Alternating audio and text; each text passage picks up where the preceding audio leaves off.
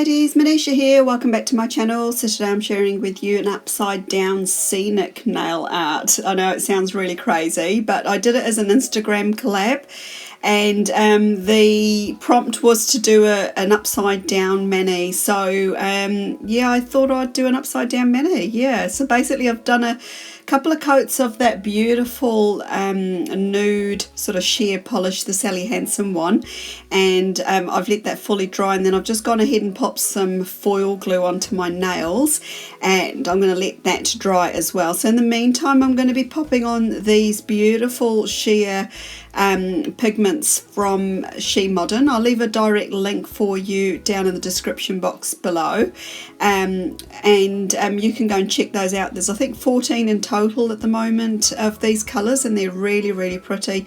I really do enjoy using them and wearing them, but the last couple of times I've used them, I've done them over a gel mani, but this time I thought I would do them over regular polish, just so you can kind of get an idea of how it looks over regular. So I'm just going to use that brush there to pick up the pigments and then pop them onto the nails. It's a really easy method, and it's the same as what you would do if you're using it over gel, but you'd use a some glue gel or something like that to give it a tacky surface to stick to, but my equivalent was to use the foil glue. And it did work a treat. The only thing I will explain to people is just make sure that everything's fully dried. Now in my haste to get this design done, because I was doing a few on this day, my layers of polish hadn't actually fully dried, and I did end up sort of wrecking part of my design, and you might see that right at the end. I'll sort of point it out to you, but just take your time with these things. There's no need to rush or anything like that. But yeah, I'm basically just picking up those beautiful powders. I'm using 4 in total, and I'm just popping them onto the nail so you can see how they're going on. You just sort of pat it down and fill in any blanks. I've got through the colours on there. I'm just going to finish it off with the green one just at the space there, whereas at the base of my nails. So normally when I do designs, I sort of do them so that the tip of my nail is the base of the design and my cuticle end is actually the top of the design.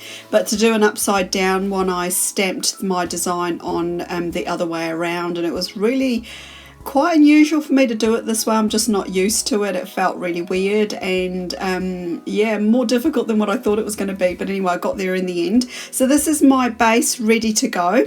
So I'm going to be using this beautiful blue polish from Maniology. I always stumble with the name since they changed it, and I've got a Harunouta plate and also a clear stamper.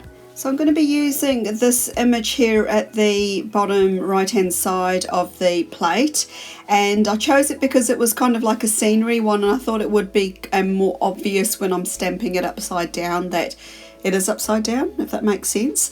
Some ladies do normally stamp their designs this way, so it's not an unusual thing to do, but just it was for me because I'm just not used to it.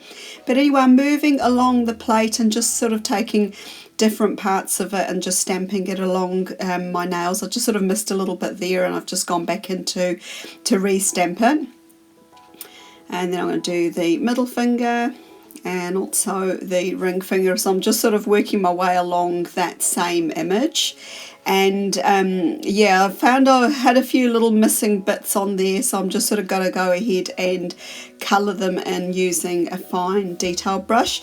Now, if I'd done a top coat over the sheer pigments, I probably wouldn't have had any bits missing, but I think it's because I was just stamping on powder. But anyway, that's because I really wanted to get the design done. I was a bit pressed for time. At this stage, I thought I'd add a little bit of sparkle, so I've sort of pulled out that Sally Hansen disco ball and popped on a little bit of that over the top. So that's kind of like a iridescent holographic topper. And I'm just sort of popping it onto the nail. I don't want to sort of saturate and cover the whole design up, but just sort of add enough there to add a little bit of sparkle. Once that's had a few minutes to dry, I've sort of gone ahead and did a coat of Seche Vite. and I almost left it at the glossy state, but then I decided to go ahead and do a matte top coat, so you will see me doing that next. But I think this is where I sort of had a bit of an issue with it, is because I was doing so many different layers and not really giving it enough time to dry all the way through. I did end up sort of stuffing up a couple of the fingers, and hopefully you're not going to look too closely at my swatch photos right at the end, because you probably will see the 2 fingers that I stuffed up the images on. But anyway, 3 of them turned out fine, and I was quite happy with that. My thumb's one of them that turned out fine, and the middle finger and the ring finger, but the pinky and the pointer, yeah, they just kind of, yeah, I don't know what happened. I sort of stuffed up the images, but you can't really tell too much. It's kind of just looks like a bit of a blur there anyway. But I hope you like how the sparkle turned out with the matte top coat. I really loved it.